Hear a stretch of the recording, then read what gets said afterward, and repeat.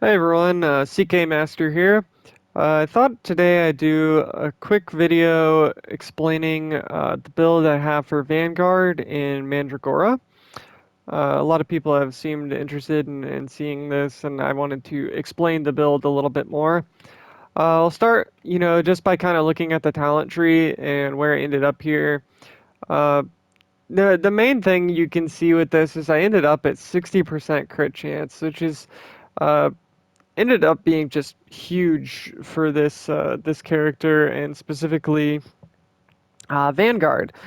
One of the big reasons for this is because of the active skills that I'm using. Actually, for the sword, I am using this Impale and Execute, and either hit of this can crit, and if either of them does crit on a single target, it just wrecks the boss. I have some other videos that I've recorded this in, and maybe I'll try to include one here. But it's really just like when one of this hits, you'll take off a third or half of the boss's health, depending on which boss it is. Uh, Now that's for sword. It's specific to sword. Alternatively, I've also gone with Sunder for Great Hammer. Uh, I don't have it equipped right now because I was experimenting with Whirlwind, but this is what I was playing most of my playthrough with, and it's so great for clearing out enemies at levels, and it actually also does a ton of single target damage. Now, looking at the talent tree a little bit, kind of what I've built this around, especially for Impale and Execute with the increased damage that it, like if you upgrade the skills. Let me see here. So, or sorry, on the reactivation, it consumes all available adrenaline to do a follow-up strike, dealing 130% weapon damage plus 2% for each point of adrenaline consumed. So kind of what I did was built this around uh, piling up adrenaline and then just doing one huge hit. Especially with this talent, Eternal Rage, you deal 15% more damage while at max adrenaline. One of the things that I found with Vanguard was you build adrenaline very quickly, in most cases, faster than I could spend it or that it would be worth spending. And, actually, I'll talk about to get started out, just as you're leveling. The Vanguard tree is kind of underwhelming at first, frankly. So I started out with going towards Eternal Rage. Um, and then kind of up to composure to get that max adrenaline.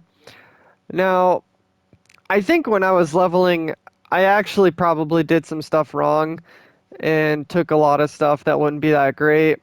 If you're going from scratch, one of the ways I might do is go over into weapon expert. Um, that resonance is pretty good. The L2 plus square. It takes a little bit to activate though. So you have a couple choices that you could actually do. You could come up and over into enhanced endurance, so increases your stamina regeneration because using those great weapons, you'll be out of stamina a lot. So it actually feels pretty good to get this.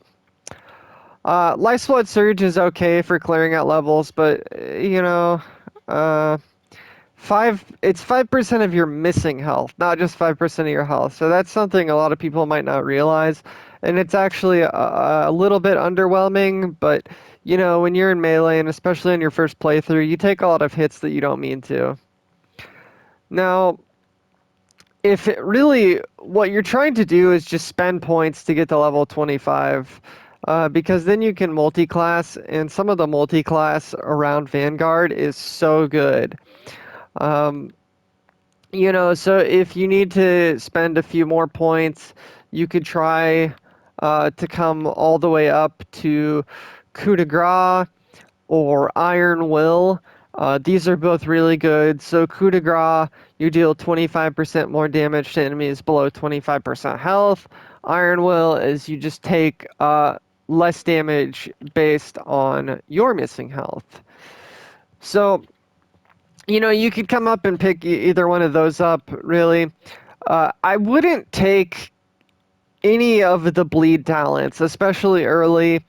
Really, what that does is just drags the fights out. It's not good for clearing levels. It's not that great on bosses because you're hoping to kill them quicker than the bleeds can really last. And, if you're not using, uh, I think it's uppercut, the ability that actually puts bleeds on them, then you're just relying on a percent chance to do it.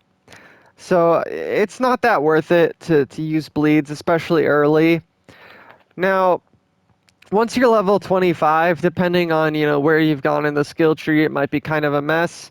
Uh, you could actually respec to optimize it, and I would suggest you do so. Now, again, you want to come through over into Eternal Rage, but then you can go up and through the left side of the tree over into Flameweaver. Now, the first talent I suggest picking up in Flameweaver is Burning Blood. Burning Blood is insane. It made the whole game easier for me by just a ton. Before I had it, I noticed I was getting wrecked by most things. But Burning Blood completely stops any one-shots because you take the damage over 5 seconds. And if you hit the things pretty quick, you can actually get the health back. It's kind of like the rally system in Bloodborne. Now, this really kept me up a lot and allowed me to be much more aggressive in my playthrough. Warrior's Might is another thing that you can pick up. And I was just looking for things to increase my base damage, right? And we can see the tooltip for this is bugged, but it actually does increase your weapon damage, like on the stats on the right. When you get more constitution or defense, you'll notice it going up. It gives you a decent amount, so it's pretty worth getting. And then, once you're already kind of up there, you can come over and pick up Phoenix, which is incredible. So it's, upon receiving fatal damage, you do some damage around you, but then you resurrect and it takes you kind of back to where you were. So even if you take fall damage or something, Phoenix can bring you back. So this is a really, really good talent, especially when you're already over here in the Flameweaver tree. Now, alternatively, if you want to come back over onto the right side of the tree and pick up Iron Will and Coup de Grace, you can do that. And then you can kind of actually go off to the right and pick up a couple things from the Vindicator tree as well. So the first thing is concentration. After not receiving any damage for 20 seconds, you get a light barrier filling up at 50% of maximum capacity. So by default, that'll be about 10% of your health. But what it'll actually do is like eliminate one hit, basically, most of the time. So if something hits you, it just kind of doesn't affect you. There's a couple things around it that are really nice.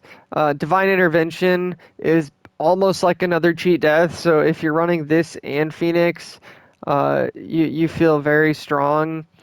Especially this one is a little different, actually. It's not if it kills you, it's just if it leaves you below 25% health. Then you get maximum light barrier. All enemies affected with Lightbrand, that's not going to be important to you because you're not building towards anything with Lightbrand, but just doing or just getting that extra hit so you can't die immediately is super nice, especially if you have both of them up, like Lightbrand and Phoenix. Barrier and Phoenix, it'll be very nice. I kind of picked up a couple more things here, like Celestial Barrier. Your capacity is just increased, that light barrier, so everything does a little bit more. And I came down and got Valor. So each nearby enemy increases damage dealt by 5%. I don't know if this was actually really working or it didn't feel that good. But you could instead go over and get Astral Power. You deal 10% more damage while at max health, or 10% less damage while below max health. Uh, that feels like it could be pretty strong, especially with the theme of just going for more damage reduction. Now, one thing I will say is I built a ton of damage reduction while I was kind of leveling and stuff, but one thing I noticed on my second character is just the armor makes a huge difference. I mean, sometimes Souls likes, it's kind of different depending on which armor you're using, like whether or not heavy armor will actually make much of a difference. In this game, it seems like it does. So once I built full plate on my other character, it kind of felt okay to not have all of these damage reduction skills, but I did still take some, and I'll talk about that in another video. But, you might get away with a little bit less if you have full plate. Just to kind of wrap up the talent tree here. So once I had those kind of core skills that I was talking about, I was just looking for anything to increase my damage. So what I started doing is taking every critical node, like you can see all of them, I maxed them out, and that got me all the way up to 60% crit chance, which, like I was saying, can proc on abilities and just chunk bosses. So it's so huge. Um, I went and picked up at this point, like I was just running out of like crit nodes and everything, so I went and got bleeds and stuff. Uh, just because I was literally looking for more things to pick up. I think if I were to do it again, I might go get that Astral Power and the Vindicator that I was talking about first.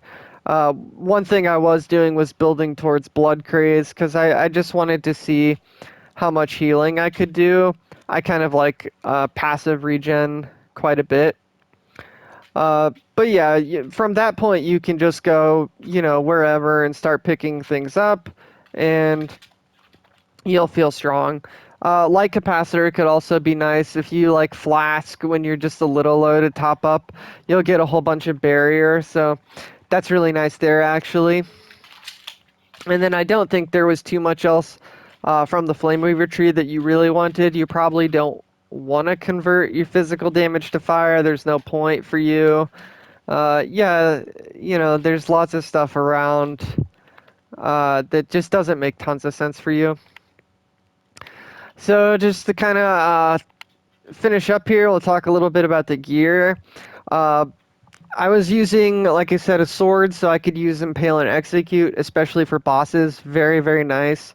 The sword I chose was Damnation of the Chosen, mostly because of the 12% physical critical chance, but also because it had very good dexterity and strength scaling. You can see I got my strength up to S+. I put the runestone of brutality that further increases dexterity and strength scaling on it, so it just gets huge. And then I had an offhand Hammer of Judgment. This is mostly for like level clearing or bosses with a bunch of adds if I wanted to use Sunder to just kind of take everything out all at once. So very nice there as well. And again, you can see S+ strength, A dexterity. Both have a little spirit that's doing nothing for me really. Now at the end of the game, you can get the Inquisitor set, which is just massive, especially if you look at my weapons. They're both trailing with strength and dexterity. And guess what every single piece of Inquisitors has? Or 15% or like critical chance, as well as reduced adrenaline costs, which just allows you to pool up even more for your Impale and Execute. So this is just such a like perfect set for this build. One thing I actually noticed was that since my dexterity base was so much lower, I think I might have been hitting some soft caps or something. But actually putting dexterity on these pieces was giving me more of a damage boost than on strength for the runes. The other piece of that is getting 4 endurance for each of them, which, like I said, you run out of endurance pretty darn quickly. So it's very nice there.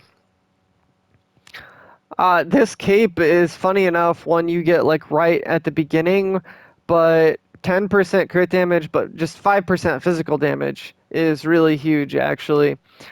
So very nice there.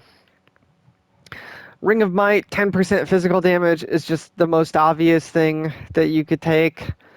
Assassin's Ring, another 5% crit. Some of these you get very early, like Assassin's Ring, as well as the Cloak, and it's just free crit. It's really nice. Um, and then of course I tried to make myself more tanky, right? So Shield Ring, 10% physical damage minus, and Furion's Protection. Reduces damage taken by 20% while below 50% health. More of this just making my character impossible to kill, especially with the flame stuff, the fire and the Flameweaver talent that I was talking about. While you're low, you just keep attacking and you keep yourself up. It's really quite easy with this. Uh, For items, nothing too special. Just use whatever can increase your damage. Rage potions. I didn't level up my alchemist too much, but if I would have, this would have been huge. The sharpening stones give you another 10% crit chance as well as 10% physical damage, by the way. So also just massive there. I don't think any casters have something equivalent to that, so that's a really nice bonus for just being melee. And then, I also didn't cook too much on this first playthrough, but there's a lot of good choices. There are things that can increase your max health as well as restore your health. There's Peculiar Broth, which just gives you a bunch of health over uh, a certain duration. There's lots of stuff like that. I would just take a look at the cook. But yeah, I think that's covers most of it. I hope this was helpful for you. Please feel free to comment if you have any questions or anything. I'd be happy to help. All right, have a great day.